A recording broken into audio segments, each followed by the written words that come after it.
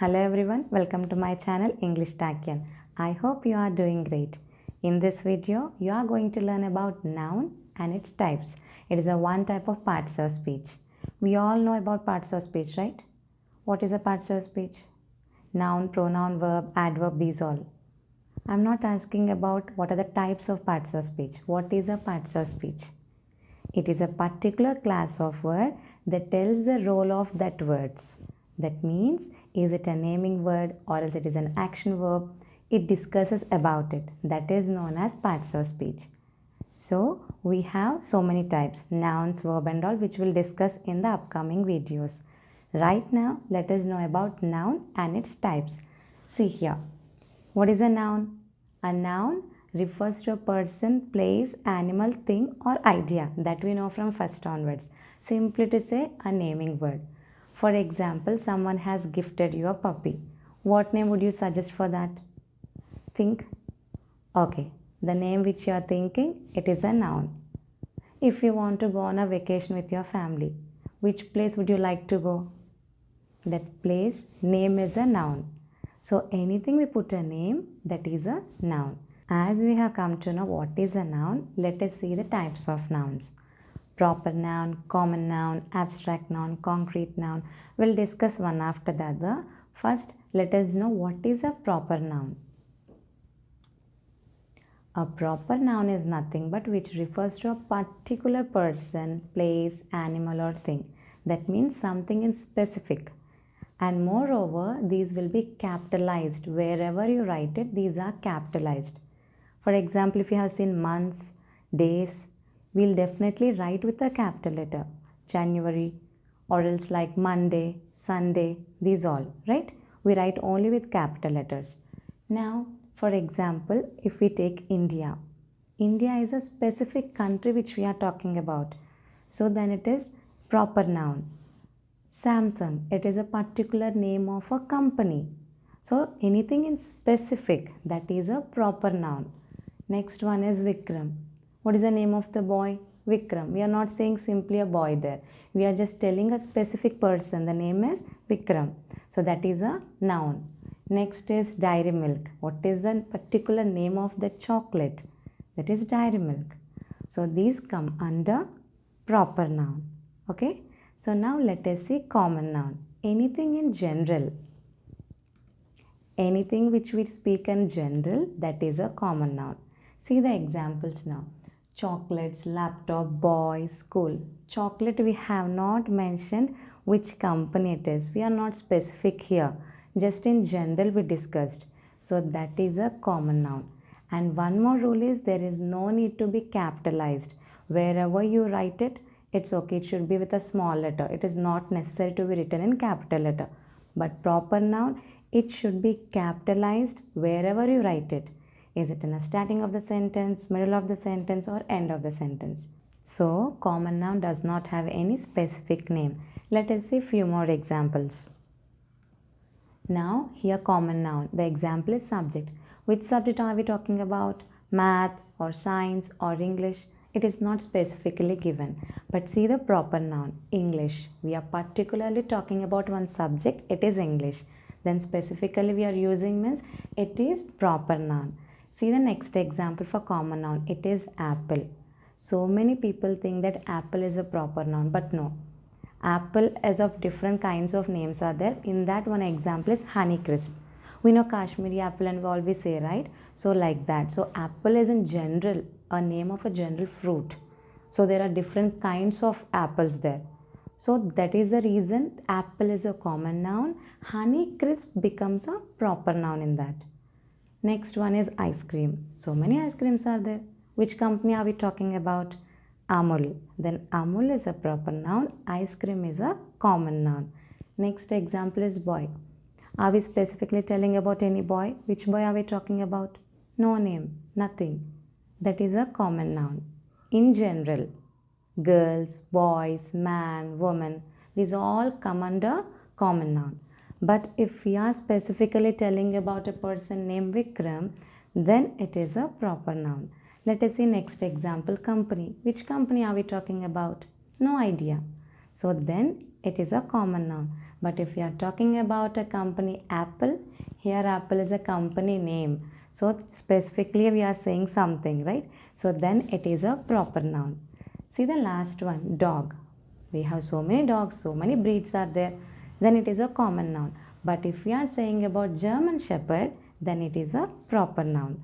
I hope you understood the differences between proper noun and common noun. Proper noun, these are always capitalized and these are in specific.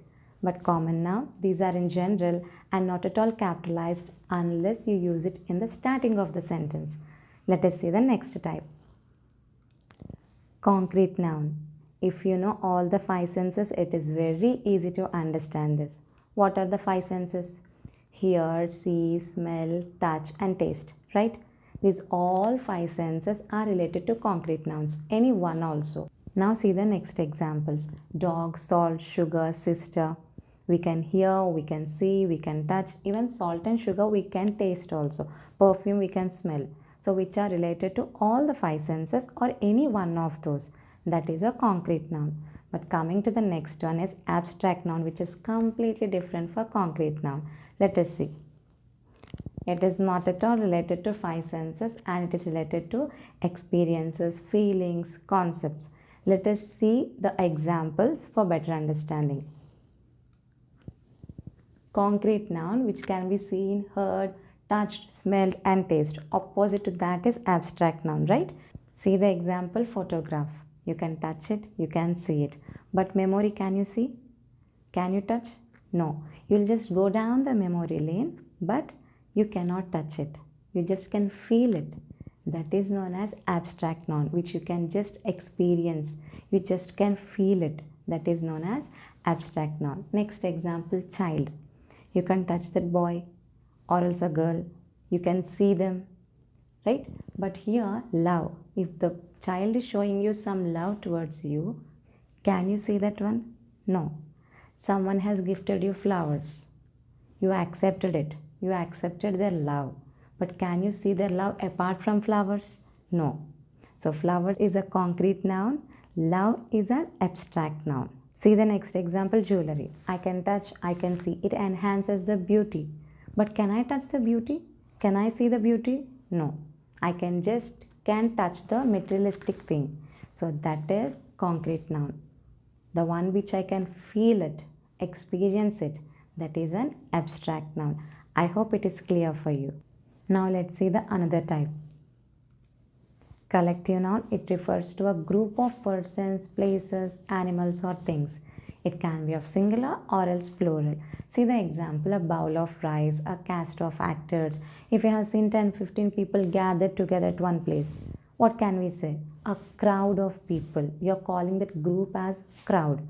Many of them have a doubt between common noun and collective noun. There is a confusion for them. Let us see the differences.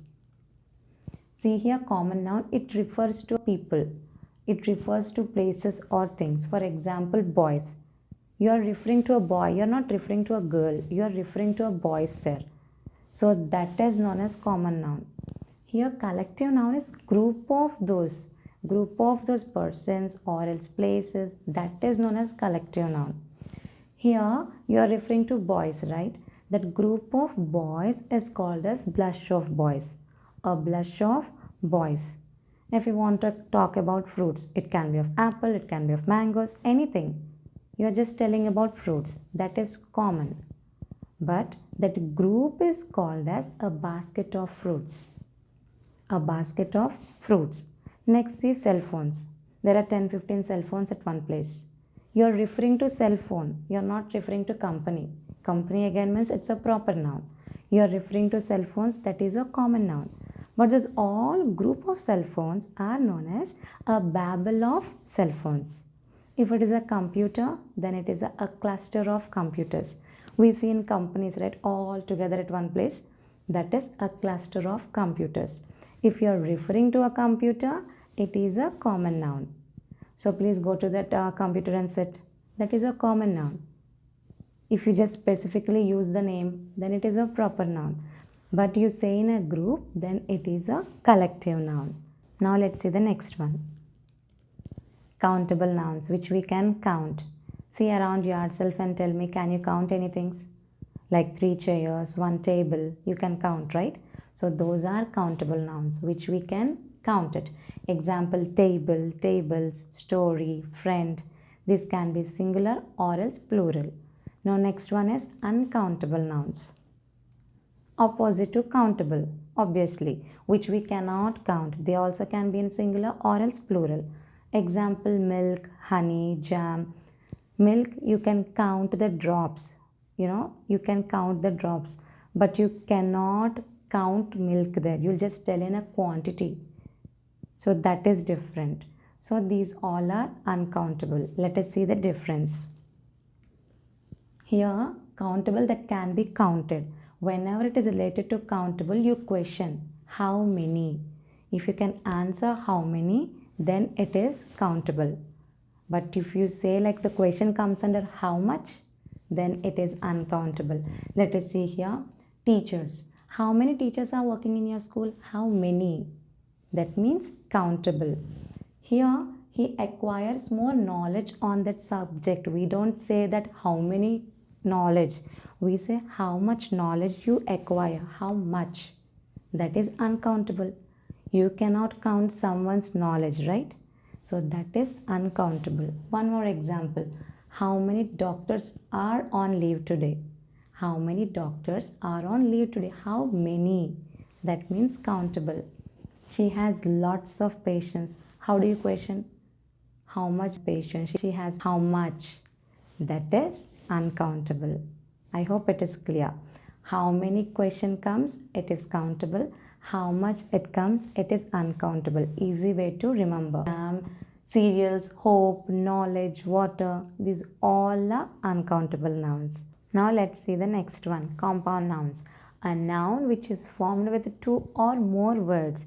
Example, bus stop, water bottle and flower pot. If you see that, these are formed with 2 words.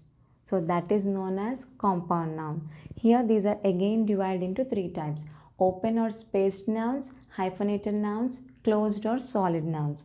Open or spaced means you are having a gap in between. So you can easily remember open or else space. Living room, full moon, ice cream. These words are compound nouns. Ice is one word, cream is one word, but combination is compound noun.